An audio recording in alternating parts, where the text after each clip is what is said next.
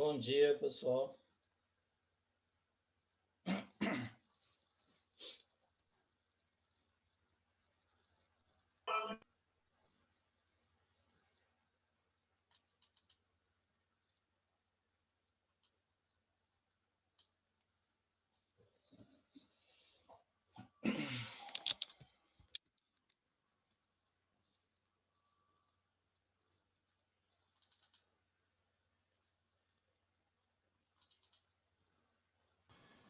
Bom dia, estão me ouvindo direitinho?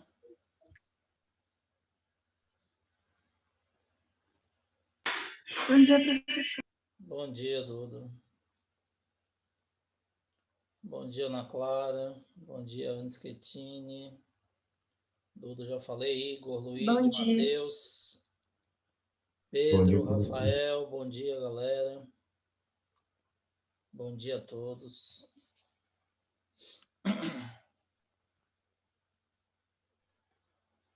Vou aguardar aqui um minutinho o pessoal chegar para a gente começar.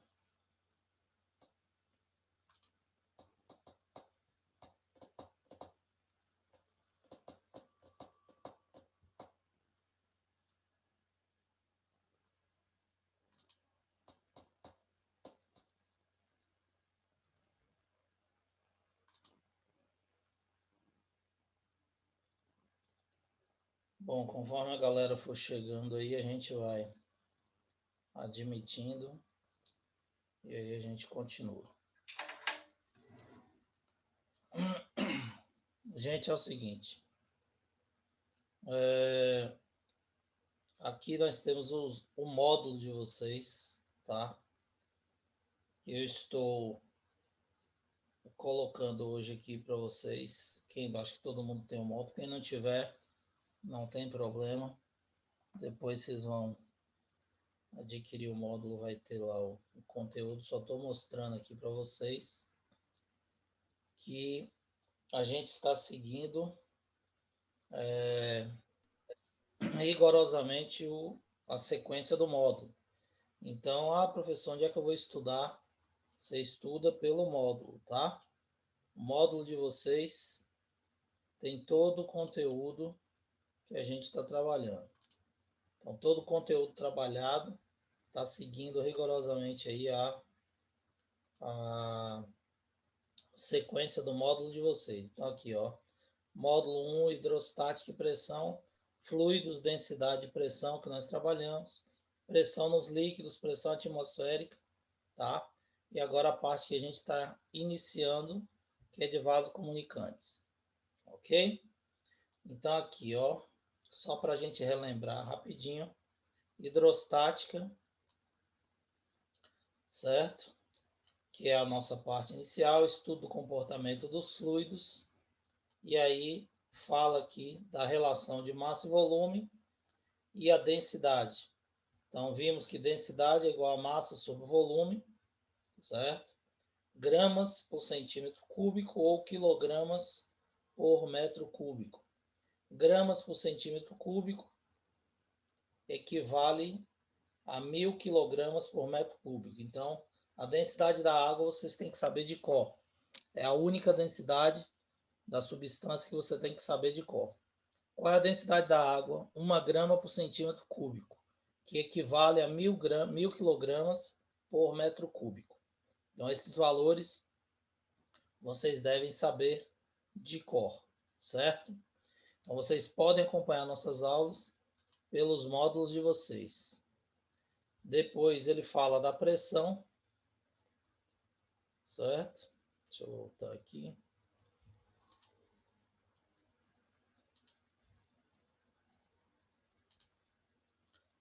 Então, depois ele fala aqui da pressão, que nós também já vimos. Pressão é igual a força sobre área, certo? Então, nós temos aqui a pressão exercida num fluido, força sobre área. Aí ele cita as características das moléculas, da substância, porque a gente falou do fluido. Então, o fluido ele é capaz de escorrer, né? Toda substância que escorre é fluido, então isso a gente já definiu.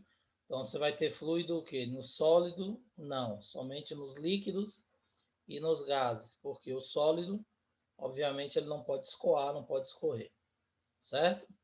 Depois nós vimos a pressão hidrostática, que é a pressão exercida pelo fluido, certo? Quando está mergulhado nele. Então, densidade vezes gravidade vezes altura, é a pressão hidrostática, certo? E a pressão atmosférica, que é a pressão exercida pela massa de ar que envolve a Terra. Então, nós vimos aqui, a única diferença que eu falei antes da atmosférica, depois eu falei da hidrostática. Vamos chegar aqui nessa relação de vasos comunicantes, que é a sequência do conteúdo aí que a gente vai dar agora. Então, a pressão atmosférica, falamos do experimento de Torricelli, ó, aquele experimento que eu falei para vocês, que deu origem ao barômetro de mercúrio, que ele pegou lá o tubo de ensaio, inverteu no recipiente com mercúrio, desceu até 76 centímetros e estabeleceu que a pressão de um ATM corresponde a 76 centímetros de Hg da coluna de mercúrio, certo?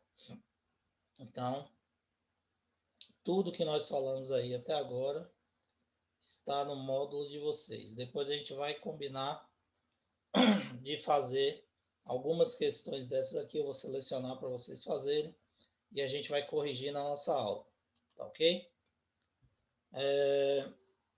Princípio de Pascal e os líquidos é o que a gente vai ver na sequência. Mas o que eu quero falar para vocês é de vasos comunicantes.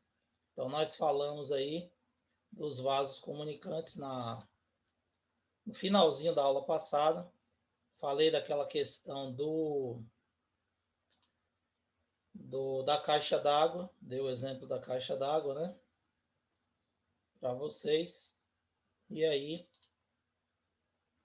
vou mostrar aqui para a gente compreender melhor essa questão aqui dos vasos comunicantes, tá certo? Então, o que são vasos comunicantes? Vasos comunicantes são aqueles recipientes que estão interligados, tá? E pelo teorema de Stevin e pelo teorema de Pascal, essa pressão no fluido faz com que eles atinjam sempre o mesmo nível, certo? Então, os vasos eles se comunicam e o nível do fluido ele vai ser atingido sempre o mesmo. Então, aqui, por exemplo, eu tenho vários tubos ligados nesse recipiente, certo? Vários tubos ligados nesse recipiente. O que vai acontecer? Só vou desligar a câmera aqui para melhorar a transmissão aqui, o sinal. Então, o que acontece? Observe que cada recipiente tem um formato diferente, porém todos eles estão interligados através dos vasos que se comunicam. Por isso que o nome são vasos comunicantes. Quando eu encher esse tubo aqui, ó, por mais estreito que ele seja, diferente dos demais, o que vai acontecer? O líquido ele vai subir em todos os recipientes. E pelo fato de estar comunicado, o que vai acontecer? Ele vai atingir sempre o mesmo nível, ó. Então, enchi o recipiente aqui até a metade, todos eles vão estar cheios até a metade.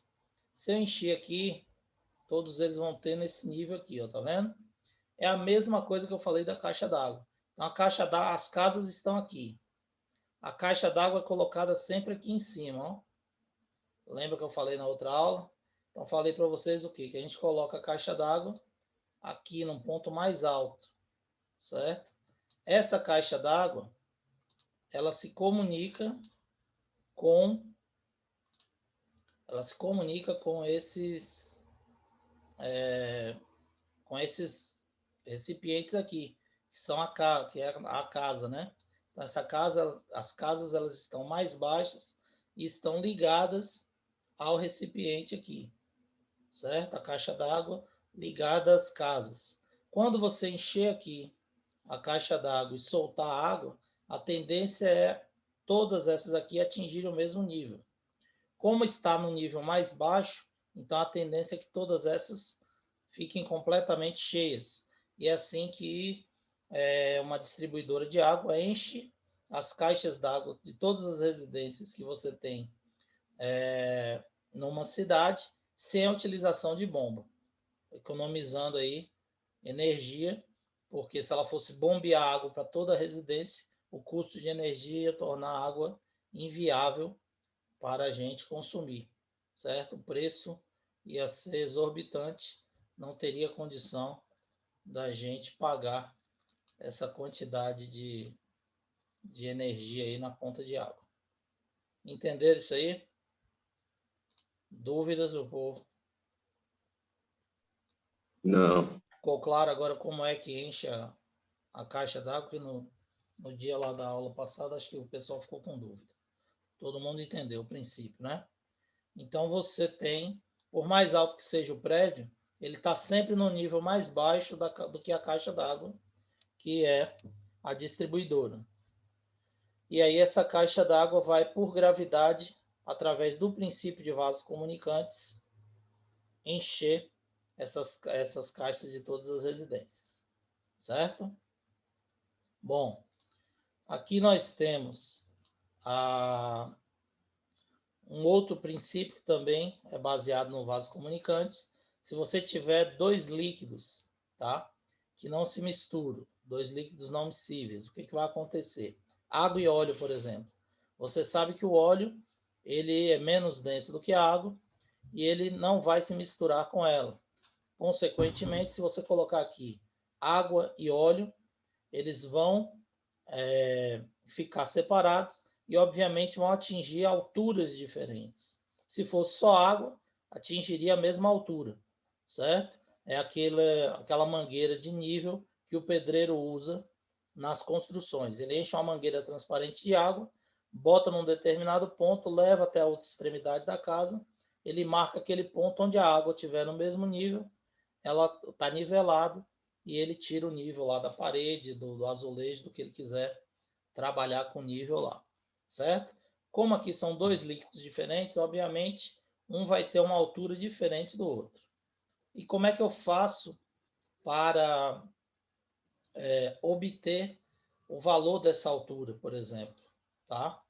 Basta que a gente jogue no princípio aqui de vasos comunicantes. Então, se eles comunicam, a pressão dos dois está sendo igual, pelo princípio de Stevens e de Pascal. A pressão é a mesma, certo? Eles estão sujeitos à mesma pressão atmosférica e a pressão que o fluido está exercendo aqui é a mesma. Então, o que acontece? Que é a pressão de ar? É a pressão atmosférica mais a hidrostática, que é densidade vezes gravidade vezes altura. Deixa eu ampliar aqui, ficou baixo. Ficou baixo não, desculpa, ficou pequeno. Então, pressão de ar é a pressão atmosférica mais a hidrostática de ar, que é igual ao quê? Densidade vezes gravidade vezes altura. E aí como é que você vai fazer? Você nivela por baixo e pega a altura de um e a altura do outro, onde eles estão no mesmo nível, onde começa aqui o líquido, que é diferente, tá? Que é o B. Ok? Então, o que acontece? Nós vamos pegar aqui H1, altura de A, H2, altura de B. E aí você vai pegar a pressão de B, é também a pressão atmosférica, mais a pressão hidrostática de B, do óleo no caso, que é a densidade vezes gravidade vezes altura. Então, o que acontece? Como os pontos, a gente está pegando a mesma altura num líquido homogêneo, eles estão equilibrados a uma mesma pressão. Então, PA é igual a PB. Você vai igualar PA e PB.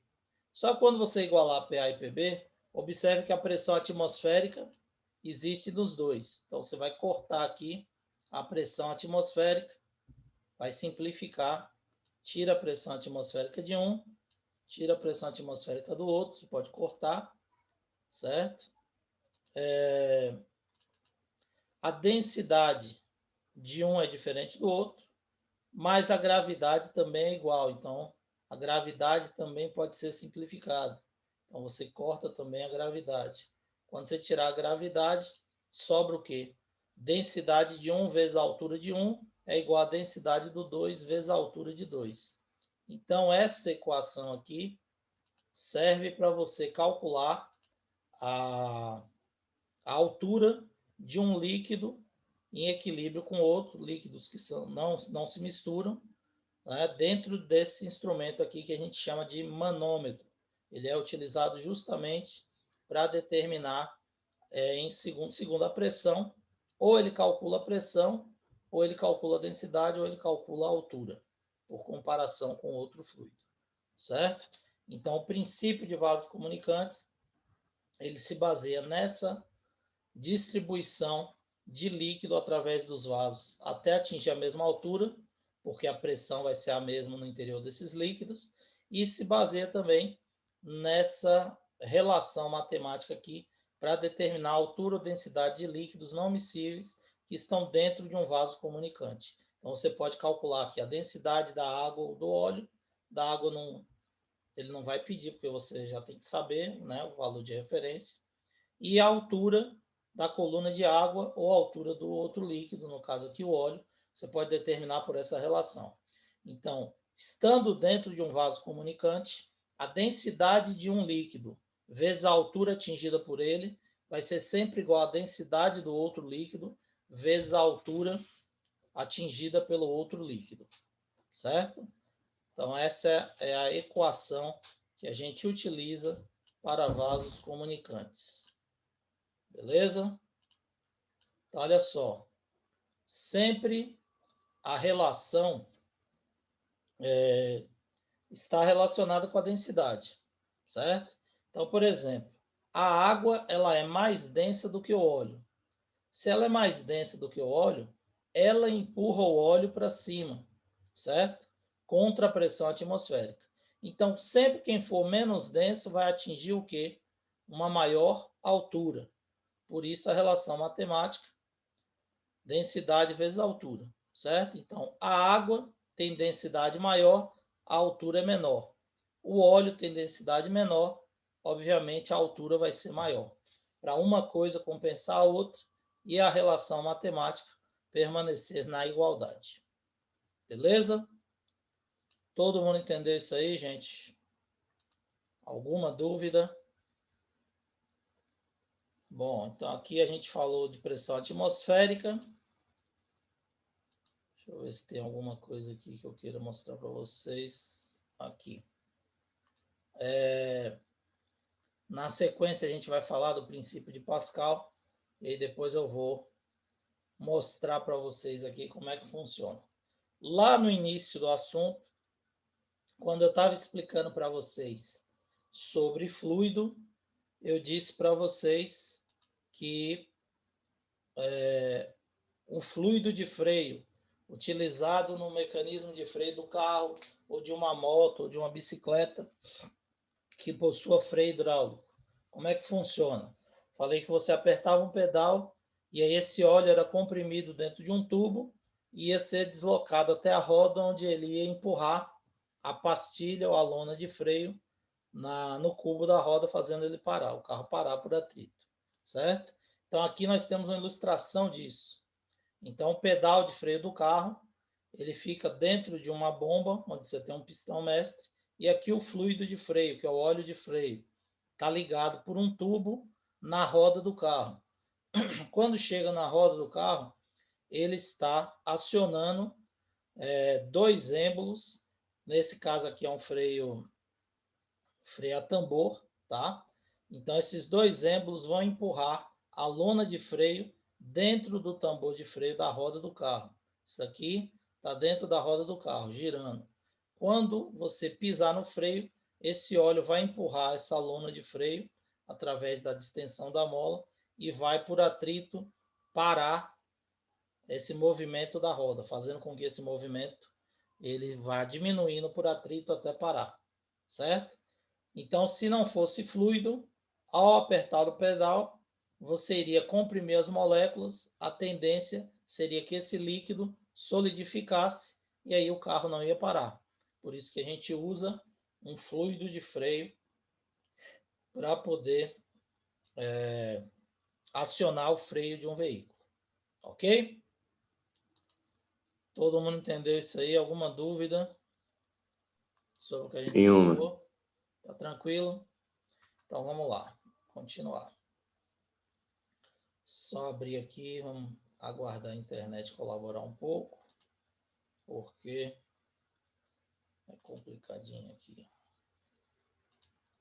Vamos lá, deixa eu ver aqui para vocês.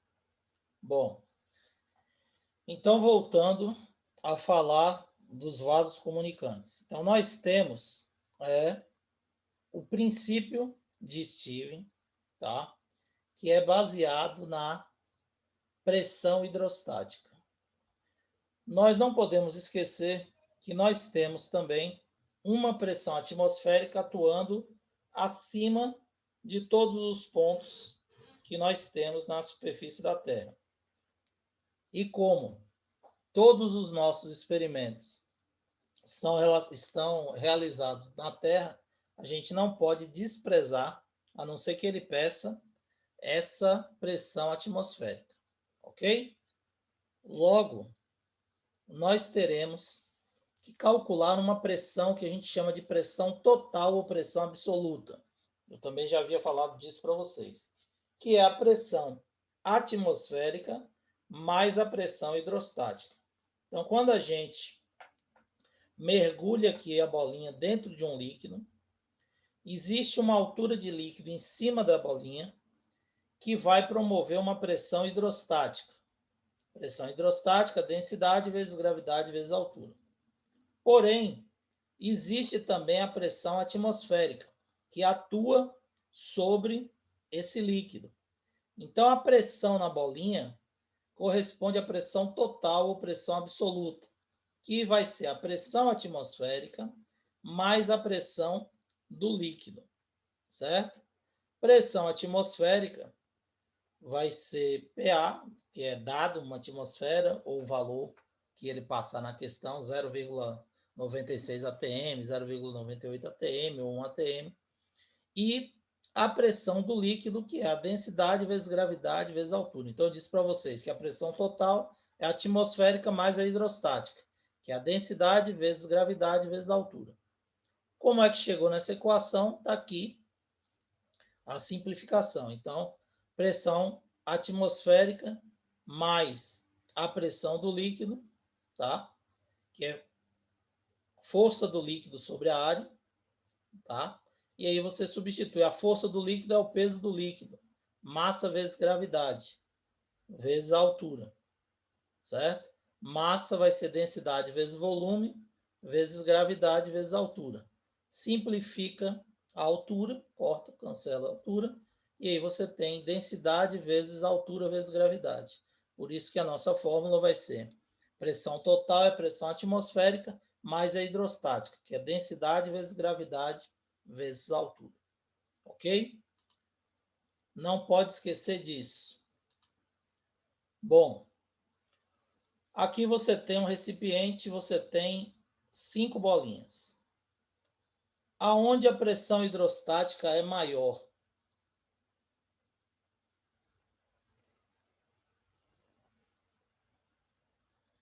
Aonde você tem uma maior altura de líquido, concorda? Onde você tem mais líquido acima do ponto, maior será a pressão hidrostática. Então, A, B e C estão à mesma profundidade.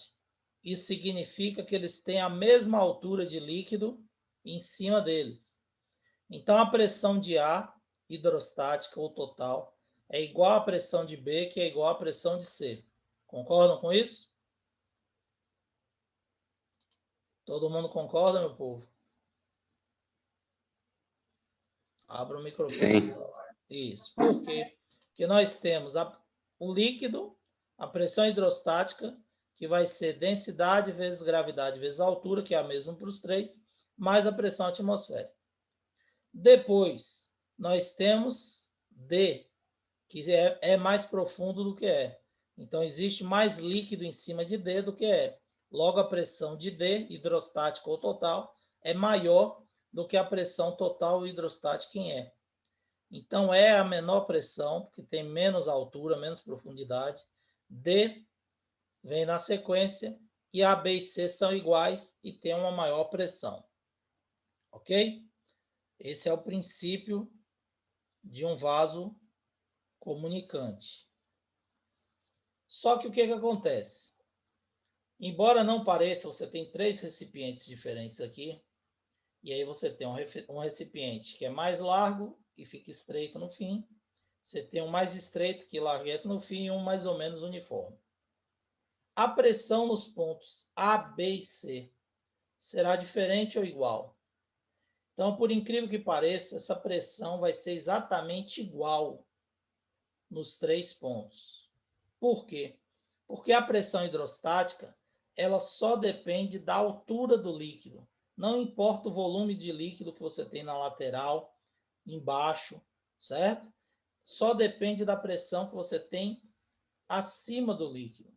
Então, acima do ponto. O líquido que você tem acima do ponto. Então, essa pressão aqui vai ser a pressão atmosférica, que é igual para todos, e a pressão hidrostática. Como estão mergulhados no mesmo líquido e tem a mesma altura, a pressão hidrostática nós acabamos de ver que é o quê? Densidade vezes gravidade vezes altura. A densidade do líquido é a mesma, porque é o mesmo líquido. A altura é a mesma, a gravidade é a mesma, então os 3 estão submetidos à mesma pressão. Ok? Apesar dos recipientes terem formas diferentes, eles estão submetidos à mesma pressão. Tá? Bom, a pressão aqui no gás, por exemplo. Olha isso aqui, ó, funciona como aquele vaso comunicante, o manômetro que a gente viu. Então, a pressão no gás é igual à atmosférica mais o desnível de mercúrio, no exemplo aqui. Então, quando você jogar aqui, por exemplo, o gás e joga o mercúrio aqui dentro desse cano curvo, que é o que a gente chama de manômetro, é utilizado para determinar a pressão, você vai achar o seguinte, ó, aqui você tem 140, aqui você tem 10, certo? Então, a pressão no gás vai corresponder à pressão atmosférica mais o desnível que você tem aqui.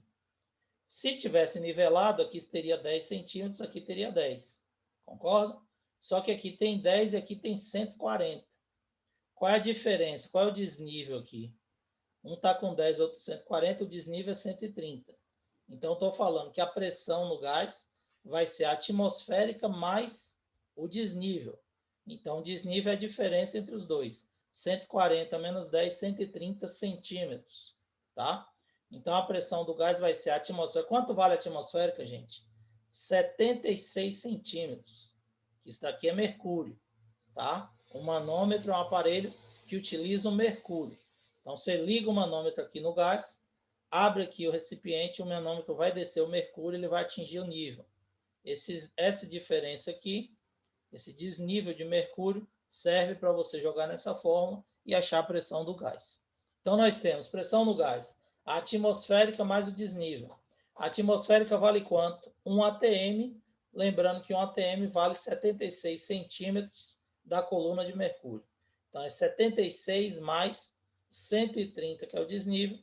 A pressão no gás é de 206 centímetros de Hg. Certo? 206 centímetros de Hg. Ah, eu poderia pegar e pedir para vocês calcularem, dar essa figura aqui com esses dados e pedir para vocês calcularem a pressão no gás em atm. Como é que vocês iriam fazer?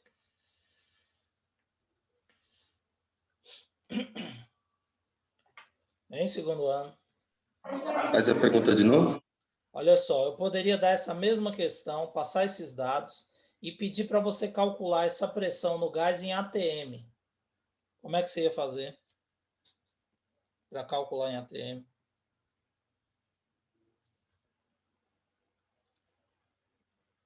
Ninguém? Você iria fazer exatamente o mesmo cálculo e achar que a pressão no gás é 206 centímetros de Hg e depois simplesmente você faria uma regra de 3 simples. 1 atm equivale a 76 centímetros de Hg, 206 centímetros equivale a x atm. E aí você iria achar quantos atms equivalem aí a essa pressão de 206. Entenderam o raciocínio? Todo mundo entendeu, meu povo? Entendi. Certo? Então, faz uma Sim, regra. professor. Beleza. Faz uma regra de 3 simples. Aqui, no caso, você vai achar quase 3 ATMs, né? 2, alguma coisa, 2,8, 2,9 ATMs aproximadamente, que é 76 vezes 3 ia dar lá 228. Então, 206, 2,9, 2,8 ATM aproximadamente. Mas se você quiser calcular direitinho, é só fazer a regra de 3 que você descobre. Certo? Então, se vocês virem esse tipo de questão, falando de manômetro, para você determinar a pressão, você já sabe que a pressão em qualquer recipiente, aqui eu dei o exemplo do gás, tá, gente? Mas você pode ter um outro recipiente ligado num manômetro, assim. Toda vez que vocês virem um tubo em forma de U, é um manômetro. Esse manômetro serve justamente para isso, para calcular a pressão. E aí ele vai dar aqui na questão o recipiente com determinado fluido, vai dar a diferença aqui dos níveis, para você pegar a diferença de nível, e aí você vai conseguir calcular a pressão dentro desse fluido. Ok? Deixa eu ver isso aqui. Assim.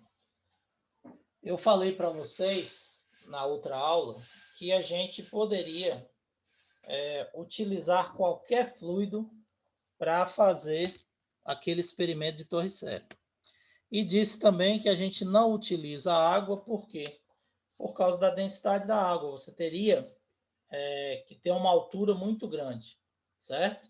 Então, por exemplo, se nós fôssemos fazer o experimento de Torricelli com a água, qual seria a altura do tubo de ensaio? Porque ele usou um tubo de ensaio de 1 metro, 100 centímetros, com mercúrio.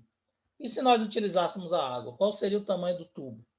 Então, lembrando que a pressão exercida por um líquido é igual a densidade vezes gravidade vezes altura.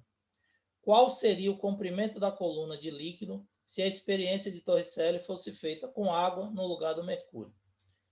A densidade do mercúrio é 13,6 gramas por centímetro cúbico, tá? Aqui está errado, não é quadrado não, é elevado a 3 com erro de digitação. E a da água, 1 grama por centímetro cúbico também, certo? Bom, pressão hidrostática é densidade vezes gravidade vezes altura. A pressão hidrostática é igual à pressão da água, a densidade da água, desculpe, vezes a gravidade vezes a altura. A do mercúrio é a mesma coisa. Densidade do mercúrio vezes gravidade vezes a altura do mercúrio. Então, você iguala as duas equações, certo? Quando você igualar densidade vezes gravidade vezes altura, você simplifica a gravidade, que é comum aos dois, e aí você vai ter que a altura da coluna de água, que é o H maiúsculo aqui, vai ser igual à densidade do mercúrio vezes a altura da coluna de mercúrio, dividido pela densidade da água. Qual é a densidade do mercúrio? 13,6 vezes a altura. A altura do mercúrio foi de quanto? De 76 centímetros de Hg, certo? Dividido pela densidade da água, que é de 1 grama por centímetro cúbico. Então, dividiu pela densidade da água, você vai achar aí 1.034 centímetros. 1.034 centímetros são 10,34 metros.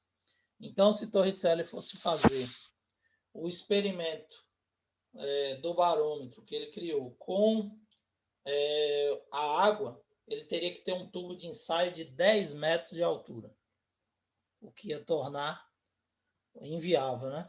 Ele não ia poder pegar um tubo de ensaio de 10 metros de altura e virar dentro de um recipiente.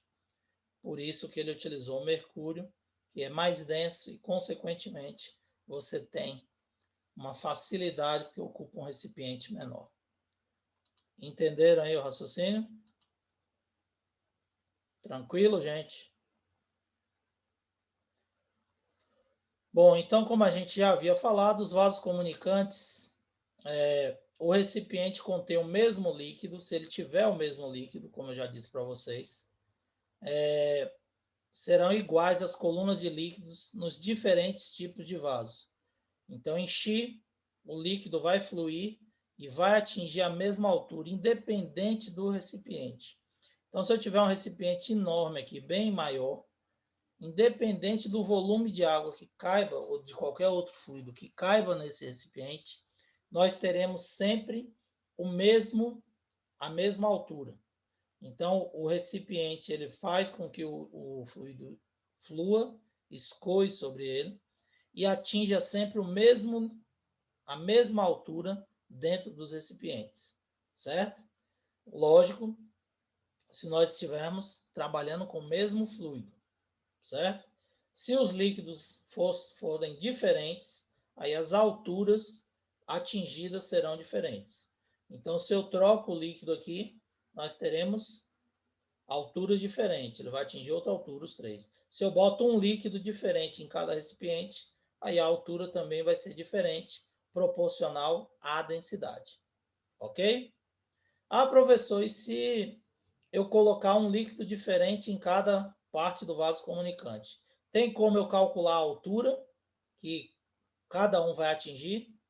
Tem. Como é que eu vou calcular a altura? Da mesma forma que eu calculei aqui, ó. Certo? Ele vai dar a pressão, aí você vai só inverter. Ao invés de calcular a densidade, você vai jogar nessa relação aqui. Cadê a relação? Aquela relação que eu mostrei para vocês lá.